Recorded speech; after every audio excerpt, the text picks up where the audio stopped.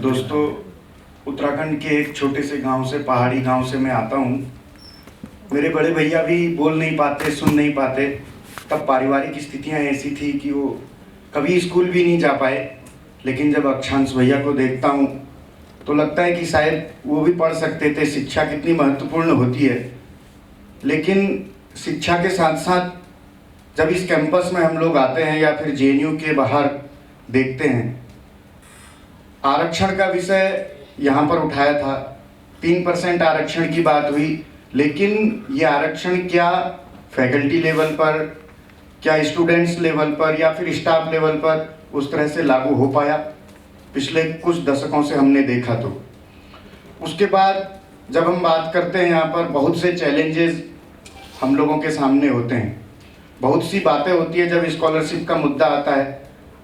पारिवारिक स्थितियां ठीक नहीं होने के कारण इतना कम पैसा मिलता है, उसमें हम क्या अपना स्काउट अलाउंस को रखें या फिर रीडर अलाउंस को रखें, या हम अपने भोजन का बिल हम दें। इस तरह की समस्याएं आती हैं।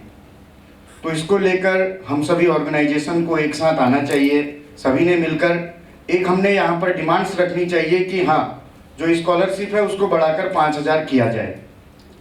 साथ ही साथ जब यहाँ पर नियुक्तियों की बात होती है, नियुक्तियों में कह दिया जाता है कि NFS है।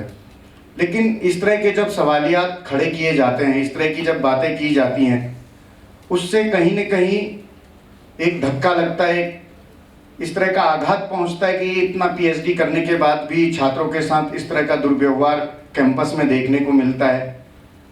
अगर हम जेएनयू की बात करें तो यहाँ पर आप लोगों की इतनी सजग आवाज़ रहती है, आप लोगों की बुलंदी से, आप लोगों की सजगता से कैंपस में हम लोग आपके पीछे खड़े हैं।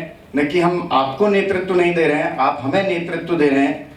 लेकिन इस तरह की सजगता काश मेरे गांव में भी होती, काश देश की अन्य यूनिवर्सिटीज़ में भी होती, तो शायद उन लोगों को भी इतनी हेल्प मिलती, वो लोग भी पढ़ सकते थे। आज बस की बात हम लोग यहाँ पर उठा रहे हैं, लेकिन शायद हम लोगों की ही कमी है कि केवल चुनाव से पहले मुद्दा बनकर आ जाता है और उसके बाद फिर वह अगले साल मुद्दा बनकर ही आता है। क्यों नहीं अभी तक उस पर कोई कार्रवाई हुई? क्यों नहीं अभी तक जो रीडर्स हम लोग उपलब्ध नहीं करा पाते? लाइब्रेरी में देखते हैं वहाँ पर रिकॉर्डिंग नहीं है, सेंटर्स में सिस्टम नहीं है। तो इन सब विषयों को लेकर एकजुटता, सेलेक्टिव नहीं होकर कलेक्टिव होने की आवश्यकता पड़ती है। जिस तरीके की डॉक्यूमेंट्री दिखाई तेजस्वी के द्वारा बनाई, बहुत ही एक जो 9 फरवरी के बाद जेएनयू की छवि देश भर में गई, जो धूमिल होने का एक प्रयास देश भर में लोगों को लगा। लेकिन हाँ, इससे पता चलता है कि जेएनयू कैंपस में एक आवाज़ है और वो आवाज़ कितनी सजग है। और उस आवाज़ और उस सजगता के पीछे हम ऑर्गेनाइजेशंस हैं, न कि हम उनके आगे हैं। हम उनको नेतृत्व नहीं, वो हमें नेतृत्व दे रहे हैं। और इसीलिए हम सभी से दरख्वास्त भी करते हैं, अपील भी करते हैं कि आप लोग आगे बढ़िए, आप लोग चलिए। आपके विषयों को लेकर ABVP आपके साथ है, आपके पीछे खड़ा है। इन्हीं सब शब्दों के बाद नमस्ते।